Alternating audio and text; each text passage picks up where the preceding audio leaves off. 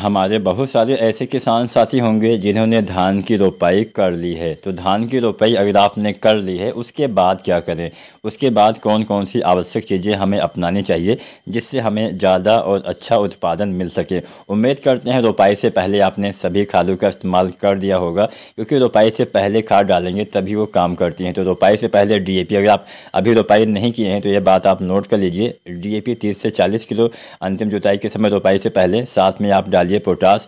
Potash 2 भागों में बांट के डालते हैं तो 15-20 किलो डालिए।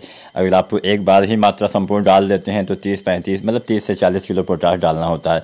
तो पोटास और डीएपी ये 2 खाद रोपाई से पहले अवश्य डालिएगा। इसके बाद में जो किसान साथी रोपाई कर चुके हैं उनको 1 सप्ताह के आसपास क्या डालना होता है, यूरिया डालना होता है। अगर आपने यूरिया डाल दिया, अच्छी बात है, ना डाला हो तो रोपाई के 1 सप्ताह के आसपास यूरिया, अगर आपने डीएपी या फिर एनपीके डाला हुआ है तो ऐसे दशा में यूरिया आप डालिए लगभग 15 से 20 किलो। अगर आपने सिंगल सुपर फास्फेट डाला हुआ था तो वैसे तो यूरिया उसी समय डाल देना चाहिए, ना डाल पाए हो तो आप यूरिया 30-40 किलो आप 1 सप्ताह के आसपास प्रयोग कर सकते हैं। अगर आपने पोटास भी न डाला हो तो पोटास भी आप 1 सप्ताह के आसपास यूरिया खाद के साथ मिला के डाल सकते हैं। तो ये तो पहला काम हो गया। इससे पहले एक कार्य आपको और करना होता है, खरपतवार नियंत्रण करना होता है। धान की रोपाई करने के बाद आपको लगभग 72 घंटे के अंदर जो खरपतवार उगने से रोकने वाली दवा होती है उसका इस्तेमाल करना होता है। ब्यूटाक्लोर आती है, पेट्लाक्लोर आती है, जो भी आप डालते हो इनका इस्तेमाल आपको रोपाई के 3 दिन के भीतर करना होता है। जब भी आप इनका इस्तेमाल करिए, खेत में पानी भरा रहेगा तो ही ये दवाएं काम करती हैं, और 4-5 दिन तक लगातार खेत में पानी भरा होना चाहिए। तो खरपतवार का नियंत्रण तो आवश्यक ही होता है। खरपतवार का नियंत्रण तो हम 2 तरह से करते हैं। खरपतवार उगने से रोकने के लिए ब्यूटाक्लोर या पेट्लाक्लोर का इस्तेमाल करिए। मान लीजिए खरपतवार का जमाव हो गया है तो 20 पाइरीबैग सोडियम का इस्तेमाल करिए। लगभग आपको जब 2 से 3 पत्ती के खरपतवार हो जाते हैं तब ये दवा का इस्तेमाल करना होता है। इसके बाद में थोड़ा सा हम आगे बढ़ते हैं। जब 10, 12, 15 दिन हो जाए, मतलब 12 से 13, 14 दिन, तो आपको थोड़ा सा पानी कम करना चाहिए। अगर मुमकिन हो तो पानी कम कर दीजिए और 2-3 दिन तक ऐसे ही खेत को सूखा रखिए। उसके बाद आप सिंचाई कर सकते हैं। इससे क्या होगा कि मिट्टी में थोड़ा सा एक हवा का आवागमन बढ़ता है, जिससे पौधे में जड़ों का फुटाव अच्छे से होता है, जिससे बाद में कल्ले का फुटाव भी अच्छे से होता है। इसके बाद में थोड़ा सा और आगे आते हैं। इसके बाद में लगभग 20-25 दिन पे आपको फिर से यूरिया डालनी होती है। तो 20-25 दिन पे यूरिया आपको कितना डालना होता है, 30-40 किलो यूरिया डालिए। साथ में डालिए जिंक 33% वाला 5 से 7 किलो।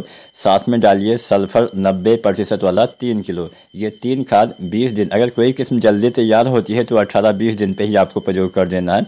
और मध्यम अवधि की वैरायटी में 25 दिन तक, देर से तैयार होने वाली किस्मों में 30 दिन तक आपको इन फार्मूले का इस्तेमाल करना है, यूरिया, जिंक और सल्फर का इस्तेमाल करना है।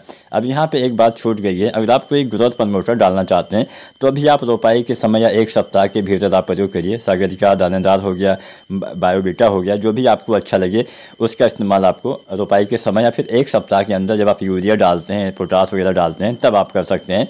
अगर आप सागरिका, दानेदार डालते हैं तो 10 किलो के आसपास इसकी मात्रा का प्रयोग किया जाता है। तो हम बात कर रहे थे कि हाँ, लगभग 25 दिन पे हमें यूरिया, 30 दिन तक डालना होता है, यूरिया, सल्फर और जिंक। इसके बाद में थोड़ा सा और आगे बढ़ते हैं।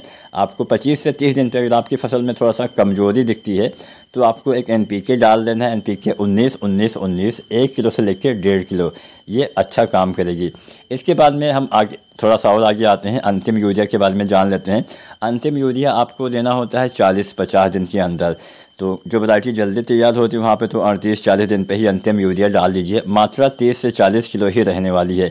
अगर आप पोटास का 2 भागों में बांट के प्रयोग करते हैं तो पोटास की आधी मात्रा आपने 15-20 किलो रोपाई के समय या 1 सप्ताह के भीतर डाला होगा, और पोटास की आखिरी मात्रा आप जब अंतिम यूरिया डालते हैं 40-50 दिन पे 30-40 किलो, तो उसी के साथ में अंतिम पोटास भी आपको 15-20 किलो के आसपास पर एकड़ के हिसाब से प्रयोग करना होता है।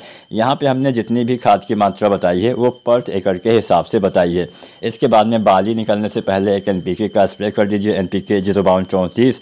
साथ में बोरोन, एनपीके 1 से 1.5 किलो, बोरोन 20% वाला 100 ग्राम।